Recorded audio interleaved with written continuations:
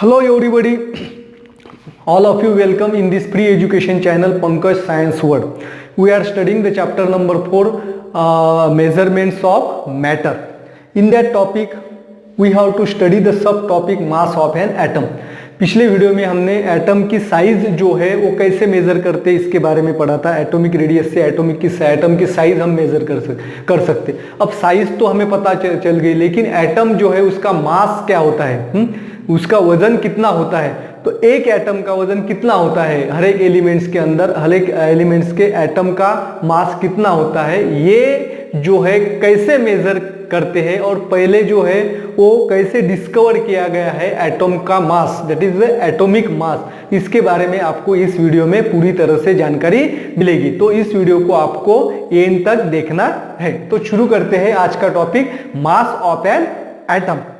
तो बच्चों हमें पता है दो एटम जो होता है, तो एटम के अंदर न्यूक्लियस होता है, बराबर है।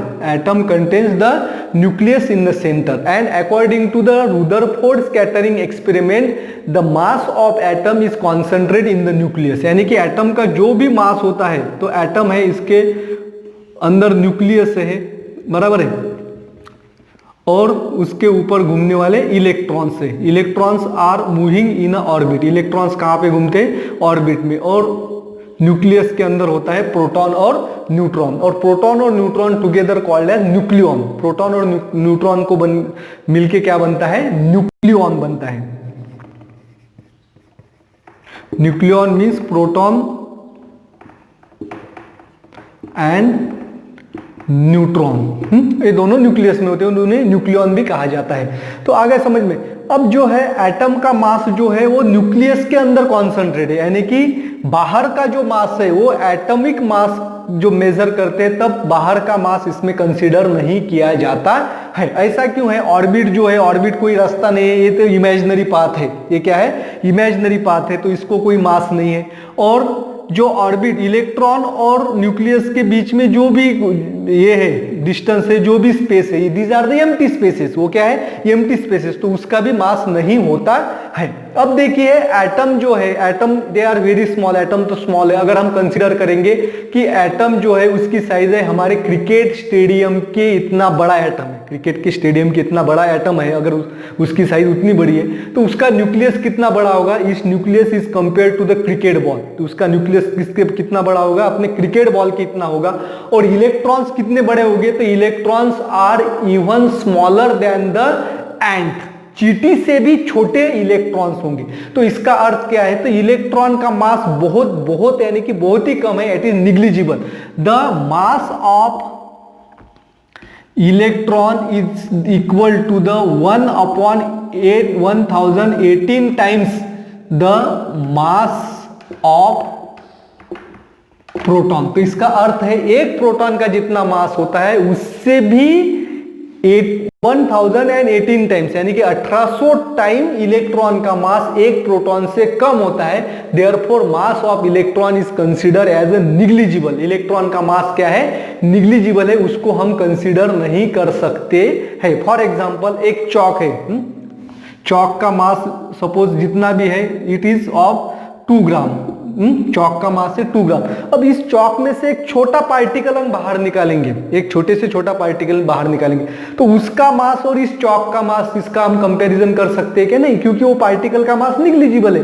तो चौक जो है उसे समझिए प्रोटॉन है, और वो जो छोटा पार्टिकल है वो इलेक्ट्रॉन है। इसीलिए एटम का मास जब कैलकुलेट करते हैं तो उस समय इलेक्ट्रॉन का मास उसमें नहीं मेजर करते। तो एटॉमिक नंबर इससे हमें मिलता है। तो atomic number means the number of protons plus number of neutron, यानी कि एटम के अंदर जितने प्रोटॉन्स और न्यूट्रॉन है इससे मिला के क्या बनता है, एटॉमिक नंबर, और वही उसका एटॉमिक मास भी होता है। फॉर एग्जांपल सोडियम, सोडियम के अंदर 11 प्रोटॉन है और 12 न्यूट्रॉन है, तो सोडियम का एटॉमिक मास नंबर होता है 23। और एटॉमिक नंबर जो इसका सिंबल है ए, कैपिटल ए जो है, इससे हमें एटॉमिक नंबर जो है वो दर्शाया जाता है। आगे समझ में, तो हमें पता है कि atom is very small in size. Atom की साइज क्या है, बहुत बहुत छोटी है। Then how the mass of the atom is calculated. तो इतना छोटा एटम जो है, बहुत ही छोटा एटम होता है कि जो इलेक्ट्रॉन माइक्रोस्कोप के अंदर ही इसको हम विजिबल कर सकते, देख सकते। तो इलेक्ट्रॉन माइक्रोस्कोप के अंदर सिर्फ हम एटम देख सकते, उसका इंटरनल स्ट्रक्चर हम नहीं देख सकते। तो इस एटम का मास जो है वो साइंटिस्ट ने कैसे निकाला होगा? This was a very difficult task and scientist also struggle with this question, but the scientists were successful in weighing the mass of atom in 19th century। तो 19th सेंचुरी के साइंटिस्ट जो थे उन्होंने atom का मास जो है वो निकाला है। तो एटम का मास जो है जो निकाला था उसके लिए पहले उन्होंने क्या किया? तो दे पुट फॉरवर्ड वो concept that is called as relative मास।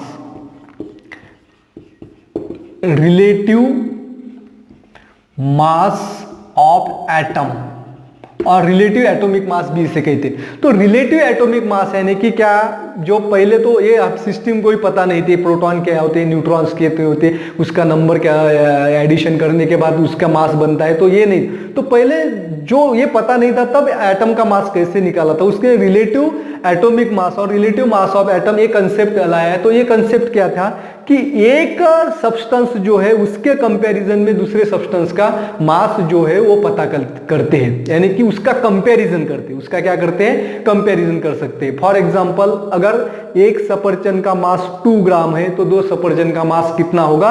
4 ग्राम होगा। 3 सफरचंद का मास 6 ग्राम होगा। तो इस तरह से उन्होंने कंपैरिजन किया। तो कंपैरिजन करने के लिए उन्हें स्टैंडर्ड एटम चाहिए था। क्या चाहिए था?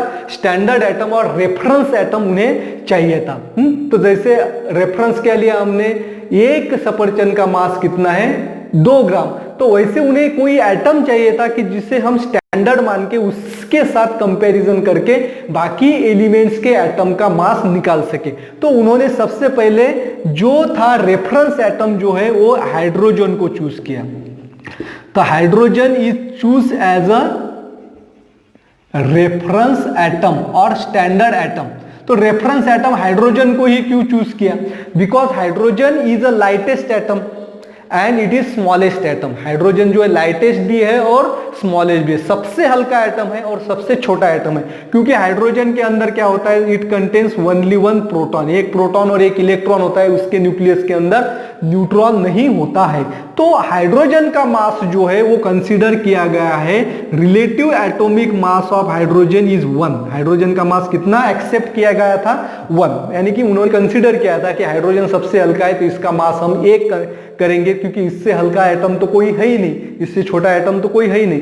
Therefore, the smallest atom hydrogen is taken as a standard atom or reference atom, and the atomic mass of the other substances are compared with the mass of hydrogen atom, and that is called as relative atomic mass। उसे क्या कहते हैं? relative atomic mass कहते हैं। Then the magnitude of the relative atomic mass of many substances or many elements is equal to the atomic mass number that is calculated from the addition of proton and neutron। तो क्या पाया गया?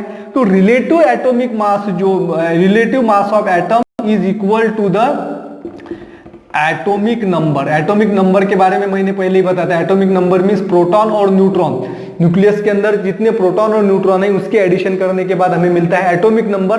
और वो atomic number और जो hydrogen के साथ कंपैरिजन करने के बाद रिलेटिव मास नंबर मिला था, relative mass of atomic mass नहीं मिला था, वो क्या था? सेम था। अब हम इसको एग्जाम्पल से समझेंगे।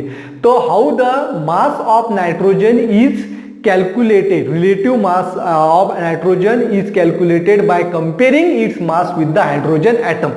तो the mass of nitrogen atom, relative mass of nitrogen atom। अब यहाँ पे डायग्राम में आप देख सकते हैं, it is the simple process.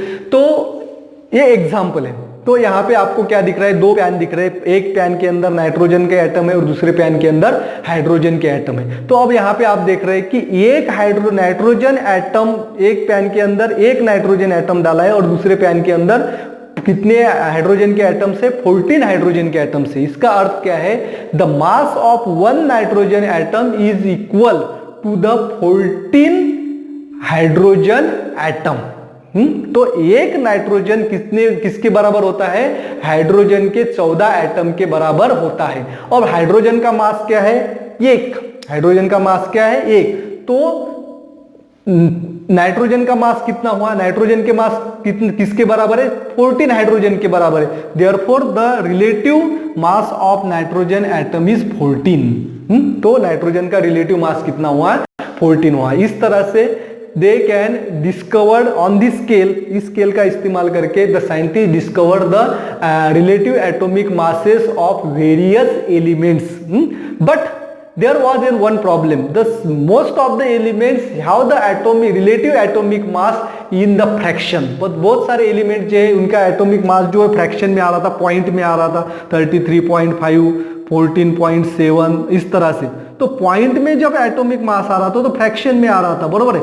तो फ्रैक्शन में एटॉमिक मास तो नहीं चाहिए, क्योंकि एटॉमिक नंबर हमें पता proton plus neutron whole number होता है। तो होल नंबर में एटॉमिक मास होना चाहिए थी, इसलिए उन्होंने रेफरेंस एटम जो तो उसको चेंज कर दिया। पहले तो रेफरेंस एटम क्या लिया था? हाइड्रोजन को लिया था, फिर रेफरेंस एटम इन्होंने चेंज किया। In 1961 they choose as a carbon as a reference atom. तो कार्बन को रेफरेंस एटम जो है वो उन्होंने चूज किया। तो कार्बन जो है, कार्बन का एटॉमिक मास जो है, रिलेटिव एटॉमिक मास कंसीडर किया कितना? 12। The relative atomic mass of carbon is accepted as a 12 and from this atomic mass of carbon the relative atomic mass of other elements are compare and calculated. बाकी elements का atomic mass उन्होंने निकाला। अब देखेंगे हम hydrogen का कैसे निकाल सकते हैं।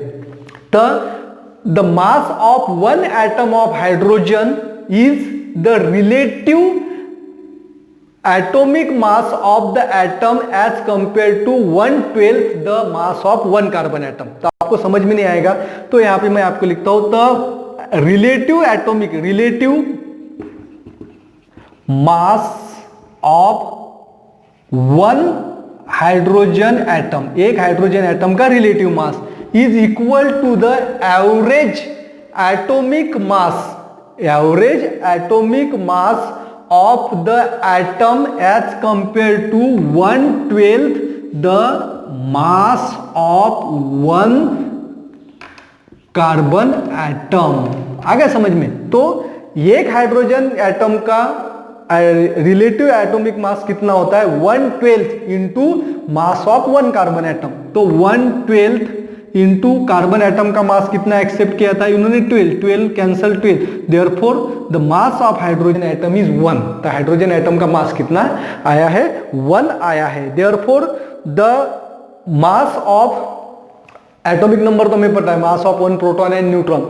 तो mass of 1 proton and mass of 1 neutron is consider as 1। जितना मास प्रोटॉन का होता है उतना ही मास अप्रोक्सीमेटली न्यूट्रॉन का होता है, और दोनों का मास जो है एक कंसिडर किया है। यानी कि एक प्रोटॉन का मास एक न्यूट्रॉन का मास 1, 2 प्रोटॉन है तो उसका मास 2 हुआ, 2 प्रोटॉन और 1 न्यूट्रॉन है तो 2 प्रोटॉन का मास 2 और 1 न्यूट्रॉन का मास 1, तो 3 यहाँ पे होता है। तो यहाँ पे आप चार्ट देख पा रहे हैं, use the relative atomic mass of several atoms some elements. कुछ एलिमेंट्स जैसे हाइड्रोजन का इन्होंने 1 बताया है, या बोरॉन का 11 है, नाइट्रोजन का 14 है, कुछ यहाँ पे ब्लैंक स्पेसेस दिए हैं। तो वहाँ पे आपको रिलेटिव एटॉमिक मास जो है ढूंढ के निकालना है। फॉर एग्जाम्पल ऑक्सीजन का रिलेटिव एटॉमिक मास कितना होता है? 16 होता है। एल्यूमिनियम के यहाँ पे ब्लैंक है, इसका एटॉमिक मास 20 है। फॉस्फोरस जो है इसका रिलेटिव एटॉमिक मास 31 होता है। ऑर्गन जो है इसका 40 होता है। Then potassium is 39। These are the atomic masses of the atoms which are given in a blank spaces. तो आ गए आपको समझ में। But now a day there is a very accurate method of measuring the atomic mass is known. अब जो है हम इस रिलेटिव एटॉमिक मास जो है इस कंसेप्ट का इस्तेमाल नहीं किया जाता, इसका इस्तेमाल नहीं किया जाता। तो यहां पे यूनिफाइड एटॉमिक